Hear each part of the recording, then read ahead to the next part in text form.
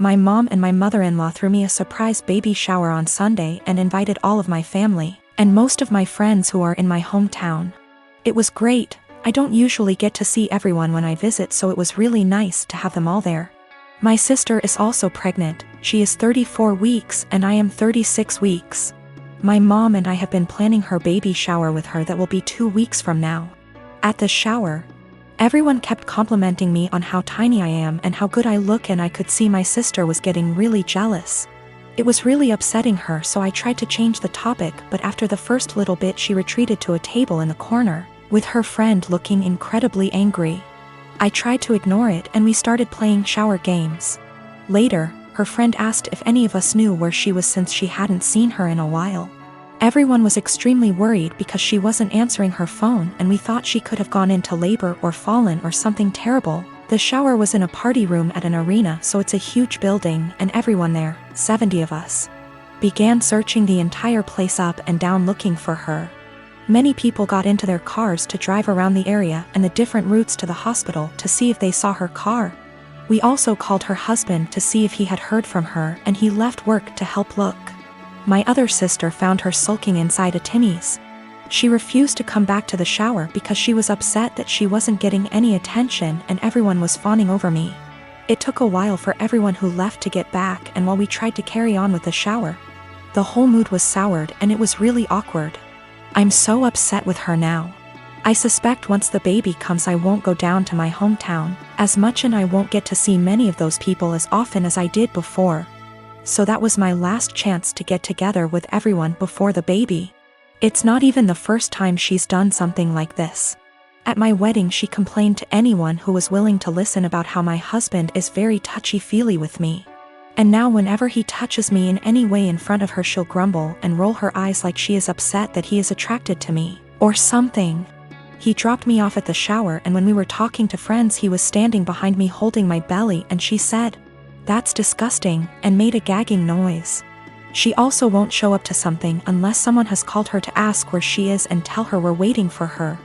It's a little game that she likes to play. I don't know what her problem is, but I'm so sick of it. She hasn't spoken to me since the incident and won't return my calls or texts, but I think she owes me an apology. If she can't apologize, I don't think I want to continue to plan and pay for her baby shower. Is that fair? My mom and my aunt think I just need to try to move past it because that's just how she is. My husband feels differently, and he thinks I should stop doing anything for her because she continuously disrespects us and our marriage. I am the oldest daughter of 4 children.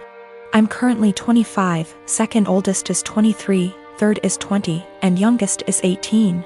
When I was 8 years old, my mom had an affair with a family friend. I, being the oldest, has remembered most of it, and my younger siblings only remember growing up with our parents co-parenting. This has put a strain on my mother's and I's relationship. She cheated on my father, who was battling cancer. She didn't even try to keep it a secret from the kids. I remember during family /friend gatherings when everyone would be inside and I'd see my mom and the family friend kissing, or doing things in the pool. As a kid I didn't understand, but as I got older I realized what she was doing in front of us, and I feel sick. People ended up catching on to their affair years later, and my mom left my dad and started a new relationship with this family friend. They split up shortly after that because he cheated on my mother. I've confronted her about this after my dad passed, and we all went to see a family therapist. This was roughly 3 years ago. My mom has since remarried to an incredible man, but recently she was out and bumped into this man from her past. They exchanged emails, and she confided in me that they have been sending emails back and forth and are planning to meet up to chat and catch up. I read the messages, and it's very apparent that the guy still has feelings. While my mom is trying to make it seem like she's just catching up with an old co-worker. But I know my mother, and I know she is still slightly infatuated with this man, and flattered that he still wants her. I mean, it's been years, why else would you want to catch up? My new stepdad knows about her past, and while he doesn't agree with it, it's been years, he wasn't in her life yet. She asked me what I thought about her meeting up with him, and said something along the lines of needing closure. She asked for my honest opinion about the matter, and I told her, to be honest mom, you dealing with this guy in the past ruined yours and daddy's marriage, and you guys had 4 kids. Why you think it wouldn't ruin this one, but why don't you stop being A? And stop thinking with your and delete this guy's damn email? She cried, said she couldn't believe I just called her A. And left my house. We haven't spoken for a few days. Today, I got a call from my siblings saying I hurt my mom's feelings and whatever happened between her and daddy's marriage was between them. I disagree. I had to witness my mom cheating on my father. I watched him die in bed while she was off to God knows where with this man. She asked for my opinion, and my opinion is that she's selfish and A. Who left my dad to die on his own, and she wants to rekindle with this man and possibly cheat on my new stepdad.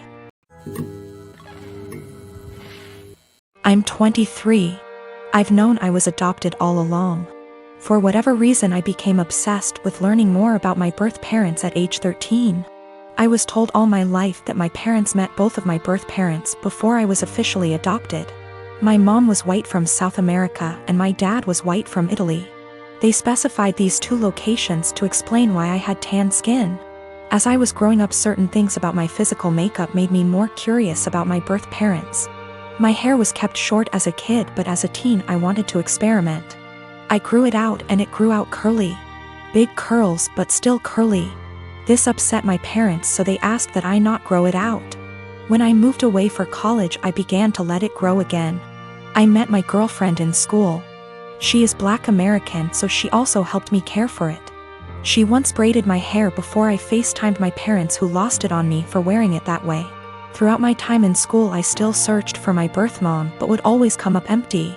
My girlfriend hinted that there must have been a mistake with the information, even down to the name my parents claimed I had before they adopted me. She gifted me a DNA kit on my birthday that I didn't get around to until the lockdown hit. I didn't think anything would come of it because my parents weren't American, so I didn't know if it would work that way. So I sent it out of boredom and got my results weeks later, which have changed everything. I'm Black and Middle Eastern. I have light skin and my curl pattern is so loose that I hadn't considered it a sign before. I have ancestral ties to Iran, which can explain a more European facial structure. I'm sorry for my wording, I'm still learning. I sent my GF a screenshot and she called me right away. We were both stunned, though she long suspected. I tried to believe that my parents were innocently misinformed, but my girlfriend kept pointing out the inconsistencies. My parents claimed to have met my birth parents, therefore they couldn't have mistaken them for white. I confronted my parents, who became enraged at me for doing a DNA kit. I was very angry, yelling, swearing. They robbed me of my identity and hindered my search with their lies. My mom told me through tears that my racial background comes with a stigma that I passed, so she wanted me to have an easier life fitting in. My dad yelled at me that I had to abandon what I just learned. I rage broke my phone and left. My siblings have been hitting me up on social media, reprimanding me for being upset because our parents' reasoning is sound. I do pass. I did have an easy life. I'm not asking to be part of a struggle all of a sudden. I just don't think I should have been lied to, and I think their reasoning is bullshit and racist. I'm just supposed to act like 10 years of me searching with the wrong info isn't that big of a deal? My parents admit that my mom was Black. My oldest sister also recalls seeing my mom at some point. Both verify that she was Black. Yes, they could be lying again. I have plans to continue to look into my background. My girlfriend was very hurt by their statements, so I chose to keep us both away from them. I don't understand how. I'm angry about being lied to and how that lie has made my effort into finding my birth parents completely void, while also rewriting my heritage. That's my girlfriend's stance as well.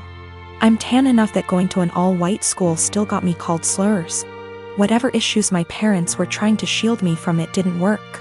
Maybe this is a lie that I bought into alone. 2 of my siblings are trying to be supportive. I deactivated my Facebook and unfollowed some people on Instagram. I can't entertain the argument that I should forgive my parents and move on. I'm not there yet. I get that it makes me ungrateful for feeling this way. I don't hate them, I'm just really upset and disappointed in their decisions. Me and my wife, Jessie, had our daughter 2 years ago. Jessie is a smoker. She doesn't smoke a lot, but she consumes 2/3 a day. She wanted to be the one who got pregnant, and I told her that she couldn't smoke at any point in the pregnancy, and only after our baby stopped breastfeeding, she could start consuming again. She agreed. I'm against smoking. I don't smoke, but it doesn't bother me that much other people smoke, and to my delight, Jessie was never a person who smelled like cigarettes despite being a smoker. The reason I'm against it's that my father died of lung cancer, and guess what? He smoked. When our daughter was born, I managed to stay at home for 1 year and 3 months because it hit the pandemic and home office. So we could both take care of it. Jessie also took advantage of the home office, same company, I'm in a higher position. When our company asked for employees to come back from the home office, we decided that we didn't want to put her in childcare yet, and we decided together that I would come back, and she would quit to stay at home all the time. Currently, we have a fair division of tasks at home. When I get home from work, I take care of our daughter so she can rest, and 2 days a week, part-time, I work at home so as not to overload. I know she stays overwhelmed, but I try to help. Recently, our daughter weaned and Jessie came to talk to me that she wanted to finally start smoking again. I said that I wouldn't pay for them, but I pay for everything. I even proposed to rearrange my schedule in case she wanted to do some freelancer. She's also a designer. But I wouldn't give her the money. THR cigarettes are my limit. She was annoyed, saying that we agreed on her being SOM and that I would provide financially for the family, including her expenses, and I am going behind our agreed. I never paid back / would pay for a cigarette of hers, and she has known this for years. She's still mad at me, saying I'm using being the breadwinner to not let her smoke and forcing her to look for another way to earn money to buy something she wants. I don't know if I'm wrong, but cigarettes are a choice and a bad addiction. I don't feel comfortable paying for it. Given my family history, I always made it very clear that I would never pay for a cigarette. When we made the decision for her to be SOM, I told her I wouldn't feel right paying for her cigarette, and she reassured me that it was something I wouldn't have to worry about. She does freelance to make some purchases she wants. There are months when we are tighter and we can't do some shopping, so she does freelancing. It's rare, but it happens, and on those days, our daughter stays with me even if it's at my service. I never limited any of her purchases, ever, if not because of tight money. For more extravagant purchases of hers that I can't afford, she freelances and buys. So I suggested she do one a month that covers her entire cigarette stash, and I would help by staying with our daughter. She is not entirely financially dependent on me. When she wants to buy something that I can't afford with our money, she makes a design request.